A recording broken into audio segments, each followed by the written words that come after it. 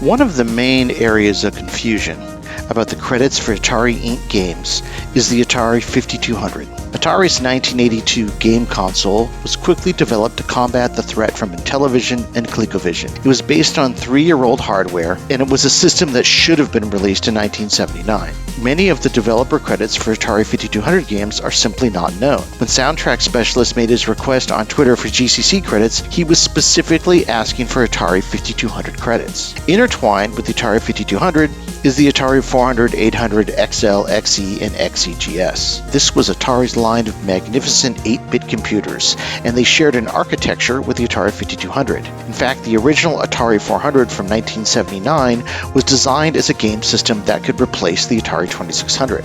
The 5200 was not 100% compatible with the Atari 8-bit computers. The simplified operating system meant a few changes were required to make the code for the 5200 games work on the Atari 8-bit and vice versa. I personally loved my Atari 8-bit computer. My brother and I received a secondhand Atari 800 for Christmas in 1983, and it literally changed our lives. We started programming it on Christmas evening and never looked back. In fact, I have no idea where I'd be now if it didn't happen. But it wasn't all serious stuff with the Atari 800. The secondhand machine came with loads of games.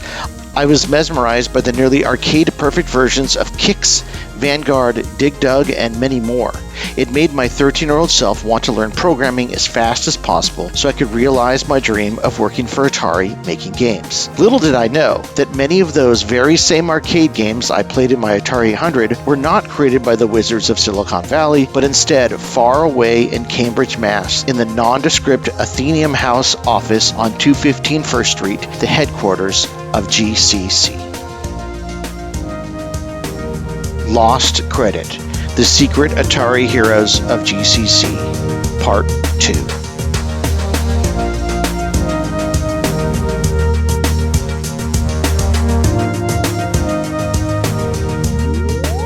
Here's Doug Macrae beginning our conversation about the Atari 5200. Yeah, so we were asking somewhat the same way, and the common name you'll see on that a lot is Mike Horowitz. Yeah. Mike kind of headed up the 5200 group, so he, I think, did the first cartridge on it. I'm trying to remember whether that was Kix or what he did. Kix is an amazing game, so good credit. I remember Mike being assigned, hey, go figure out how to write for the 5200 and choose a cartridge to try doing. And I think it was Kix that he first did. Oh, that's nice. Now, I know someone specifically asked me about pole position. So Mike Horowitz, Betty Ryan are the Atari 5200 pole position developers. So Mike, again, do you remember if any of these games made it to the Atari 8-bit computers since they're the same architecture? I believe they all did. Okay. We did not add them to the list because they were not necessarily another project, but ended up a different SKU or different box being sold at retail. For that matter, I should probably have combined Rubik's Cube and Atari Video Cube since they were pretty much the same code. Each of these 5200, I believe, went out on the 400, 800 computer also in a different cartridge. Of course, yeah, the different cartridge size. That was massive. What did you think of the 5200 when you saw it originally? I had wanted better. We had frustrated ourselves over programming the 2600 games and keep on going, if only. And then the 5200 came out and we go, all right, that was once again rushed to market by grabbing what they had on the 400, 800 computer and saying, we have to get a base system out there quickly. And, I wish engineers could have started on it earlier and be given more time and resources to have done it right. Atari obviously knew how to do it right. They had a great arcade division back then and whatever. But the 5200, I think, had to be put together quickly, and it had a lot of shortcomings. Yeah. What was obviously the shortcomings are legendary. Like it was giant for one. The cartridges were giant too, I guess, because they wanted it to look like it was worth more money. could have been backwardsly compatible with the Atari 400, 800 if they wanted it to be, which would have been maybe a benefit. The controllers, though, I mean, I see you guys worked on Miss Pac-Man and Junior Pac-Man. What would you remember if the controllers were a problem for those games? They were not great, but we really did not have the ability to change those. So No. we would have done things similar to what I described on the 2600 in terms of doing the best we can to make the controller work. But obviously, the controller could not be changed out. Yeah. So you've got one here. Phoenix did not ship. Do you remember anything about that? Why Phoenix didn't ship? No, and I've been trying to get in contact with John Morasic. When I pulled together this list, I first heard from somebody saying, well, we're not sure John worked on it, but I had notes that he did. And then I went and started doing my internet search and found out it did not ship, and I don't know why. So I will try filling in those details at some point. It is fascinating. So, I mean, if you look at, I mean, I also had an Atari 8-bit computer, and a lot of these games, were standouts on that as well. So, I'm looking at a large portion of my childhood here, Doug, and going, wow, well, you guys made most of it. They were significant, significantly better than some other titles that came out, which is pretty good, lending itself to me believing that you guys had some sort of magic going on there, which obviously not, but there's something, right? There's some chemistry going on at GCC that helps you guys build this stuff. Let's just for a minute put the work of GCC into perspective. This is a quote from AtariMuseum.com. GCC's programmers would do almost all of the Atari 2600 and 5200 games in 1983 and 1984 for Atari. Atari's programmers in Sunnyvale, California were jumping ship to start their own firms. After another group left to start Imagic, another group threatened to leave Atari. Steve Ross, head of Warner Communications, of which Atari was a subsidiary, contacted GCC about doing games for Atari. Not only was GCC able to code games for Atari's consoles, they were doing it in weeks compared to months. Steve Ross, and soon all within Warner, started to call GCC the toaster. Steve Ross was fond of saying, just pop in the game specs to GCC, and out popped a finished game, just like a toaster. Here is Doug Macrae. Okay, so the 7800, how does this come about? Is it from you or is it from Atari? Kind of a combination. As the 5200 was being introduced, we were looking at it and saying there are things that should have been done significantly better, more starting from scratch. We viewed, you had to have 2600 compatibility because you couldn't ask people just to throw out their old library.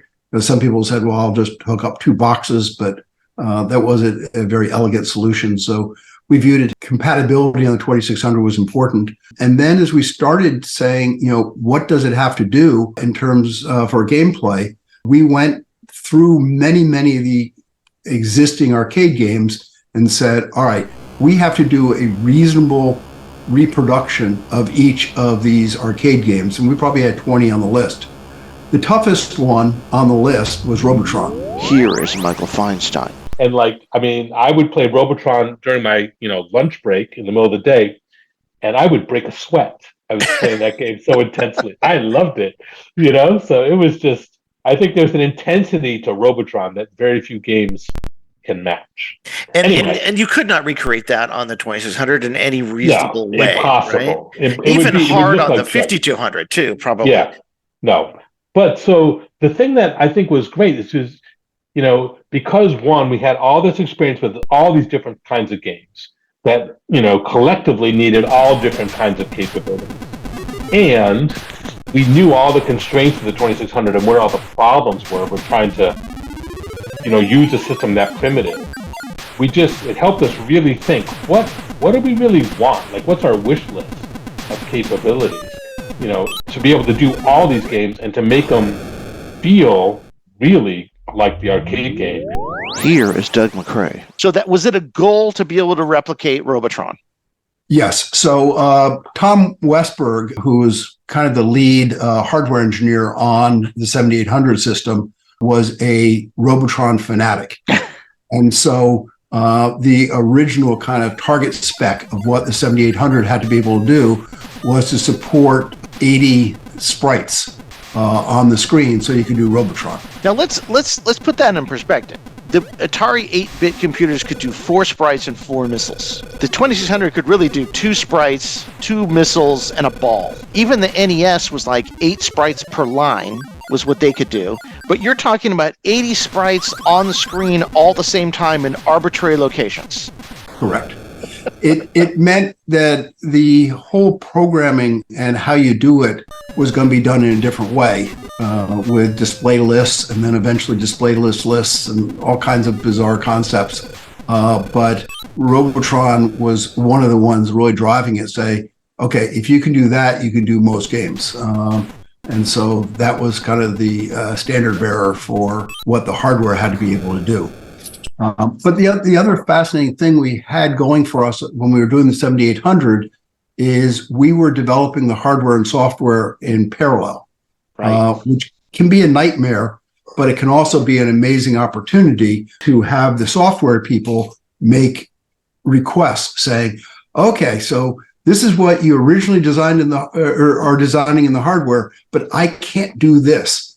And so there are some revisions, which are not great for schedule, but some revisions that were being done because we got pretty far into some programming and say, oh, this isn't good enough to do what we need to do. The hardware team worked very closely with the software team to figure out how to get it all working. Here is Steve Golson. What we wanted to do was use a completely different type of graphics architecture.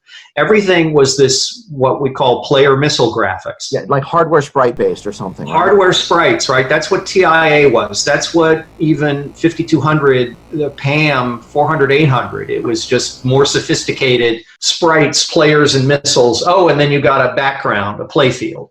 And we said, no, let's do it the way arcade games do it. Arcade games had a line RAM, so it was one scan line. There's no way you could do a complete bitmap, right? But it's one scan line bitmap, and that lets you put any number of sprites in there, however long you allow yourself to draw sprites, and well, however much time you have, that's how many you get on that line. And then you go to the next line. So that's what we look like. So a double buffered scan line, line ramp. So that was our idea for Maria, was we'll do it the way the arcade games do it. You could do a little back of the envelope sketch and realize that, wow, we'll be able to display a whole boatload of stuff on the screen. Here is Doug Macrae. The original kind of mock-up hardware came first. In a wire wrap version of what it would be doing.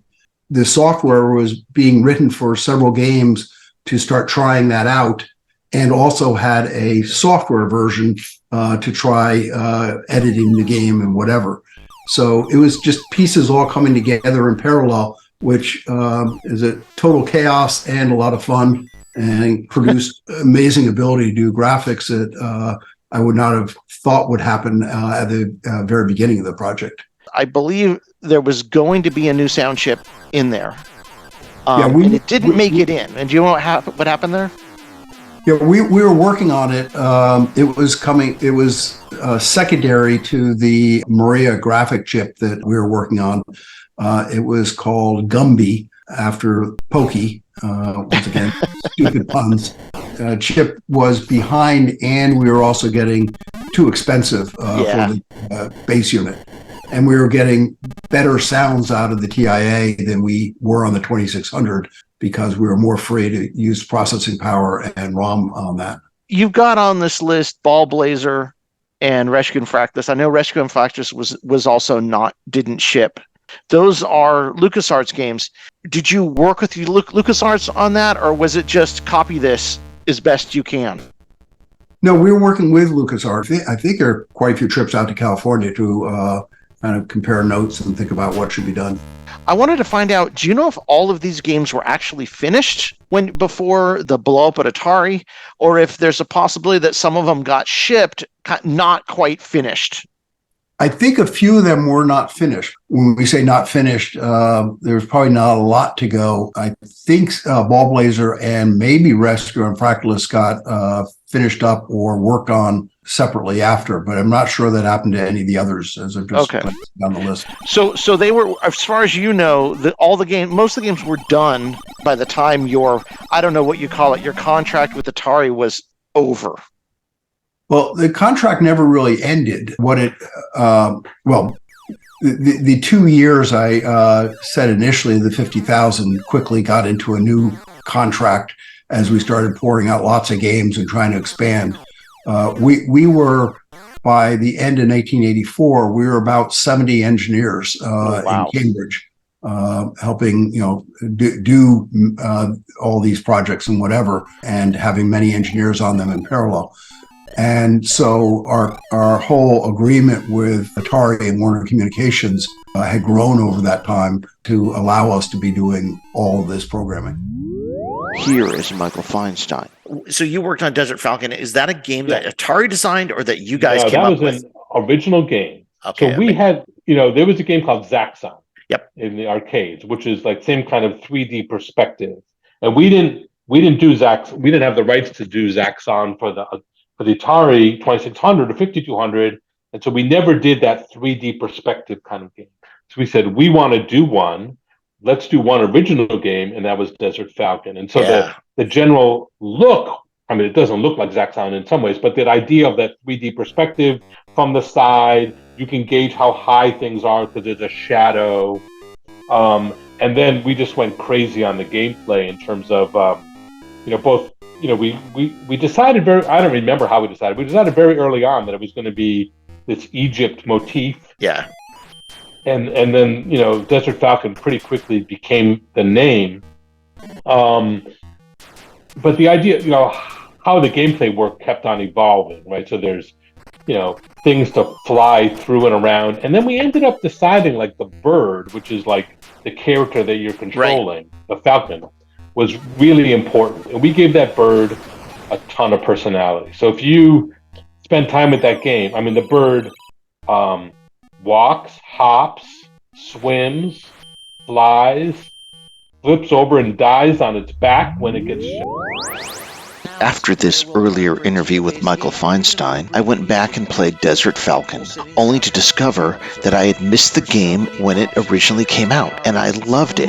This sent me on a sort of existential journey into Desert Falcon, where I discovered what I believe to be a connection between GCC and Atari fans. To try to figure it all out. In many ways, this game is a poster child for what we refer to as the vertical blank. It represents what could have been. It was created by the right people at the wrong time and then buried for years.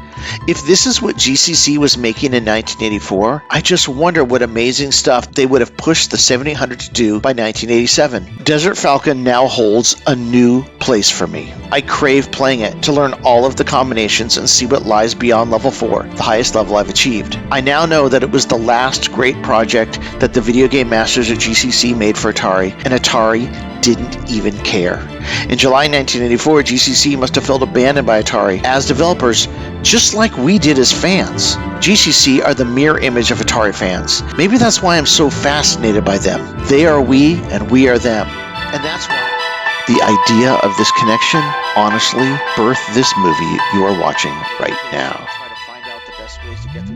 Here is Doug Macrae. You got this did not ship 7800 stuff. Adventure? Sure. Do you remember anything about that? Is it a version of Atari Adventure? High score cartridge. I know that actually was almost was created.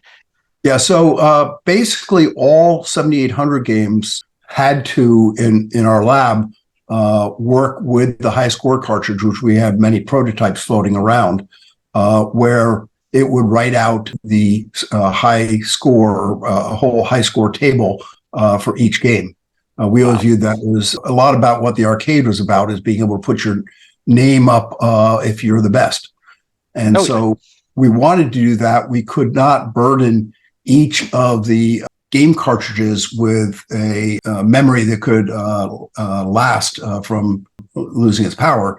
So we looked and said, well, how about if we had a double-ended cartridge that you plug into the system, then the cartridges we each plug into that, that would have some SRAM in it that you could write to and store out that information. So that was fully working. It was, I think it did not get built because it had electronics other than just making a standard cartridge that would have had to be made by Jack Tramiel, or I don't know how far it got. It was fully working. I think it just never got manufactured. So the things that come after that, the keyboard, typing tutor, Atari Writer, basic programming, game construction kit, by the way, that's the most amazing thing. Are these all for the computer expansion that was supposed to come out? Some of the stuff we were just kind of playing with, and most of the stuff was somewhat up and running by the CES that it debuted at. So Atari Lab here says that David Crane helped work on it. Activision David Crane or a different David Crane? Different David Crane. Oh. Going down the arcade games, obviously Super Missile Attack, U, Crazy Auto, Miss Pac-Man, U, Junior Pac-Man, which is a great game, by the way, U, Food Fight, Jonathan Hurd, and the rest, which is probably one of my favorite arcade games ever. And then comes Quantum, which I believe is one of the best games ever made that people have never seen. Now, they have seen it now because the current Atari just made a new version of it, if you're aware of that. Are you guys ever consulted on any of this stuff when they go and redo it? I think Betty Ryan may have been consulted. She was one that let me know about it and said, it looks really cool. They changed some things in the game, but the initial concept is still there and plays very well. Yeah, I played this, I don't know, it must have been, let's say it was 10 years ago. And it was back when I myself was working as a programmer making browser games, web browser games. And I'm like, oh my God, this is a web browser game. Because it's like you take a mouse, and you would circle things. I'm like, this is a game 30 years before its time. Here is Steve Golson. Very early on, if you look at, so this is early 1982. We're working on Fireman. We're working on Food Fight. We're working on a game called Molecular Magic, which is what Quantum started out as. And we started, the initial development was done on one of the Atari machines. I can't remember which of the color vector machines they had, but very quickly developed our own hardware and our own, one of our engineers, a guy named Art Ing, did the Quantum hardware. And he did this just phenomenal job of marrying the 68,000 and the Stay Machine hardware to do all the vector graphics and the vector fill, because it does this really cool thing where it will do this little raster thing to like fill in one of the characters. And the programmer, Betty Ryan, did basically all the software for it, I think. She may have had some help with sounds. I think sound development came from some of our music people. Here is Doug Macrae. Do you remember where the idea came from? Was it Betty's idea? It was a combination, if I remember right, between Mike Horowitz and Betty. I think Mike was originally talking about drawing subatomic particles or whatever up on the screen. We were using Tempest hardware, doing pretty graphics. And what we wanted to do also is incorporate a trackball. And Betty started looking, going, oh, it'd be really neat if you could, circle and grab things. And, oh, yeah. So Betty ran with that and did a tremendous job. Up until this point, I thought the interview was going really, really well. But for some reason, this discussion of Quantum just had me slip right back into what I call the vertical blank. And I couldn't stop thinking about what could have been. And then I went off on this long tangent trying to explain to Doug what I was thinking at that moment. It is a game that never got its due. It is way before its time from a design standpoint. I don't think anyone was thinking of that type of game at the time, of that type of action. It's one of those games that's kind of like a cleanup a little bit. It's very interesting. It's one of those things that makes me wonder, what would you guys have done after that, right? If you had given the opportunity, what would have come next? Especially with the 7800 stuff, because I feel as if you just got off the ground designing the stuff for the initial 7800 launch. And I wonder, what if in 1986, when it came out, you had 3 years under your belt building games for the 7800? Could you imagine what you could have done by then? Yeah, no, the 7800 system was so powerful compared to the 2600, but More importantly, it was more powerful than the Nintendo system. It was just coming out. Yeah. Did I really want to give GCC credit, or was there something else going on here? Was this another self-serving endeavor in the vertical blank? Was I waiting for this very moment when one of the founders of GCC told me they thought the 7800 was better than the Nintendo Entertainment System? And if there had not been that 2-year pause where Jack Tramiel decided he didn't really want to do games other than potentially liquidating what he had in warehouses, and maybe if he had found the 7800 in a warehouse somewhere, he might have tried putting it out there earlier. But the fact he did not pretty much let the Nintendo system gain market share and never look back. Yes, Jack Tramiel, the man who led Commodore to triumph in home computers with the Commodore 64. He was forced out by the board of directors in 1984 just in time to buy the struggling Atari consumer division from Warner Communications in July 1984. This was the Mount Vesuvius moment for Atari fans like myself. The day everything exploded.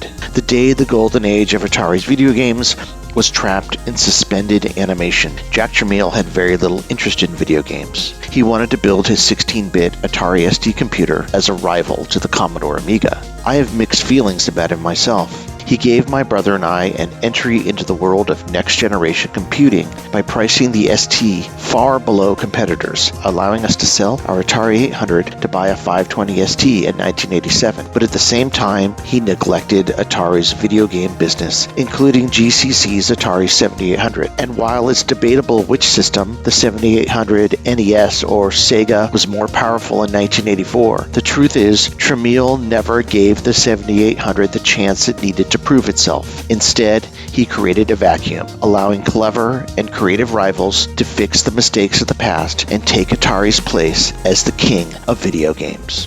Here is Steve Golson.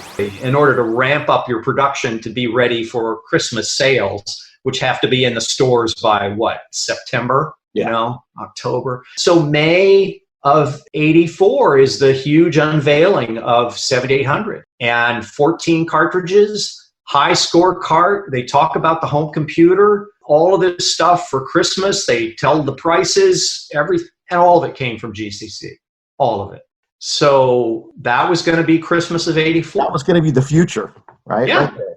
Yeah, that was going to be Christmas of 84. And then July 1st, it all gets sold to Jack. Yeah. So everything gets sold to Jack, and we sit down. GCC sits down with Jack, right? Jack, what do you want to do? Jack says, we're going to sell 100,000 7800s for Christmas 84. Great, Jack. Sounds good. That was sort of the Atari plan, actually, also, right, to have that many done for Christmas. But Jack says, yeah, we're going to sell them for $50. Now, the original plan was $150. Yeah. Okay, of which GCC, we're going to get a cut, right? Right. Royalty. And the cartridges are going to retail for like $10 to $15, which was half of the original prices, right? This is Jack's thing, right? You make it incredibly cheap, you sell boatloads of them, and and he was going to he was going to keep selling the 2600. He was going to have a cost-reduced 2600 selling for $40. Wow. Okay, this is Jack. This is his idea, right? And we're just like, Jack, well, that's not a lot of money. Where's the money for GCC? Jack's like, you don't get any, right? There's only enough money for me, Jack says. And so GCC were like, no, we're not going along with this. And Jack's like, okay, fine. All I want to do is computers anyway. So who cares about games? And that was that. And 7800 was dead. As Steve Golson said, by the end of 1984, 7800 was dead. And I think I now know what I've been searching for. Through 4 interviews and hours of comments, I just wanted to know that the death of the 7800 affected GCC the same way it affected me as a kid in 1984. But just when I think I've gone off the edge, when I think I've taken the conversation into a corner I can't return from, Doug Macrae says something remarkable. He admits he sometimes also thinks about what could have been. He too sometimes enters the vertical blank. We always do scratch our head and say, what would have happened if the system came out when it was introduced in 1984 and started shipping, and we were still applying huge number of engineers to development of it.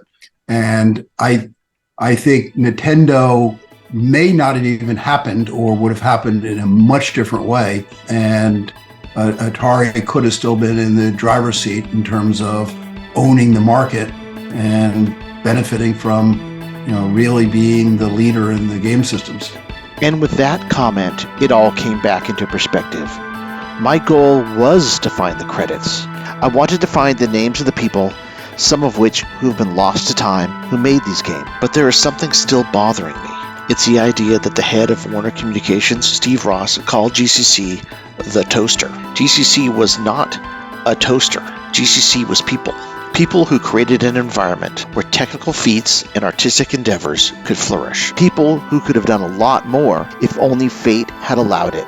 People who did amazing things that I got to experience firsthand. People who did them at a time in my life when amazement was in short supply. People like the ones I see in the 1983 staff photo of GCC. People like Doug Macrae.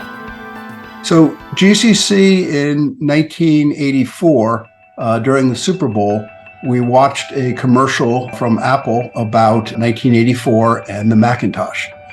And we had already started worrying about where Atari was going to be in terms of our marketing arm, if you want to view it that way, or our licensor. And so we shifted about half of our engineering staff immediately to working on products for the Macintosh. We were getting frustrated with the Macintosh not having a hard drive, so it was really slow and really cumbersome.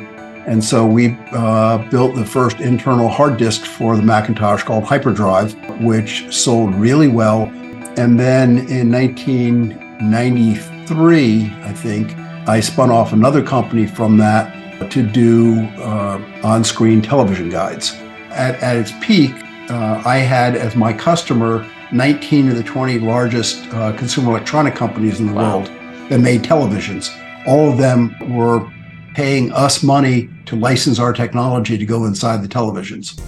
Much of the GCC staff went on to do amazing things. There is a slide in Steve Golson's 2016 GDC presentation that lists the companies they went off to affect. Places like Yahoo, Adobe, eBay, Digital Lumens, Gracenote, Sony, Creative Data, NVIDIA, Lotus, just to name a few. Here's Jonathan Hurd.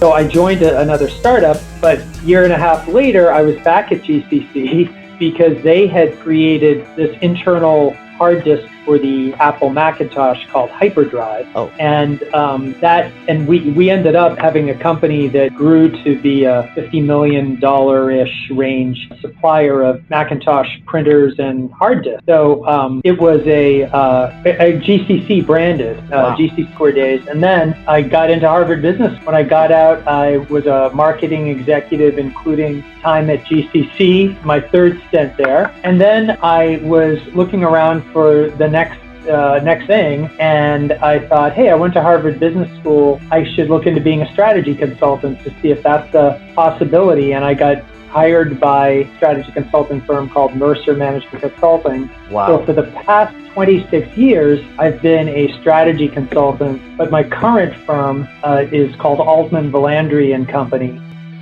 Do any of your colleagues know that you used to work on old Atari games? They all end up finding out because it's it's a fun fact that not only do I mention every now and then, but they tell each other too. Here's Steve Golson.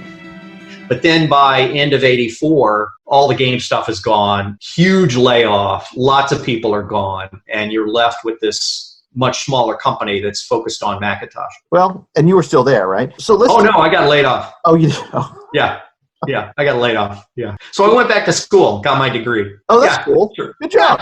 Yeah, exactly. Yeah. Here's Michael Feinstein. Kind of led to why I ended up going into management. So what I kind of realized, and maybe I wouldn't have articulated it this way at the time, but certainly in hindsight, is that, computers are boring because they do exactly what you tell them. You might tell them the wrong thing and they won't work, but they just very reliably do exactly what you tell them. Humans are not.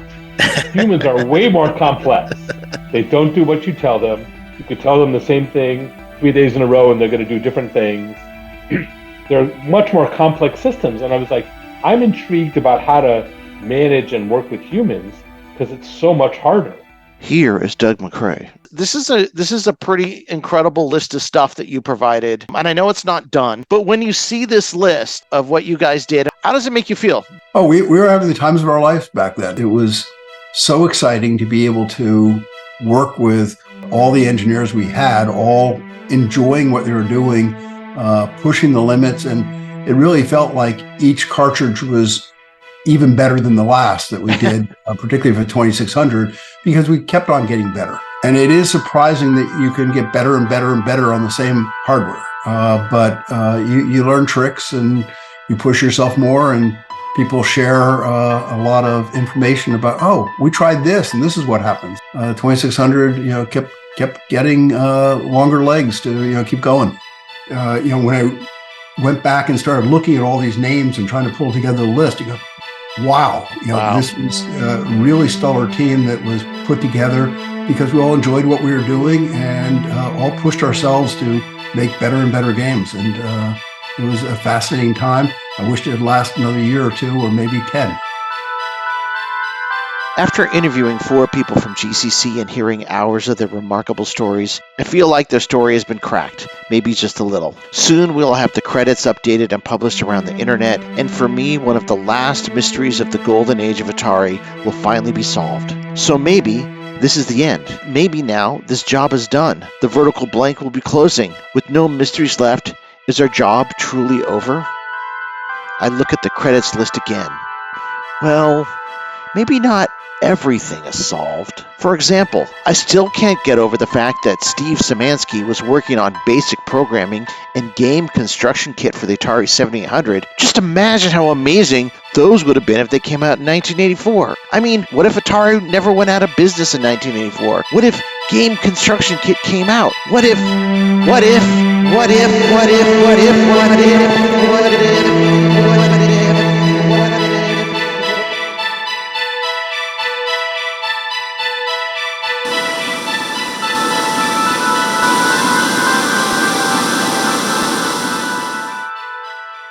By the way, speaking of credit, Doug Macrae's brother, who owned the original Pioneer pinball machine that Doug took to the MIT dorms, his name was Scott. Scott Macrae. Thanks, Scott. Now you got credit too. Into the vertical blank.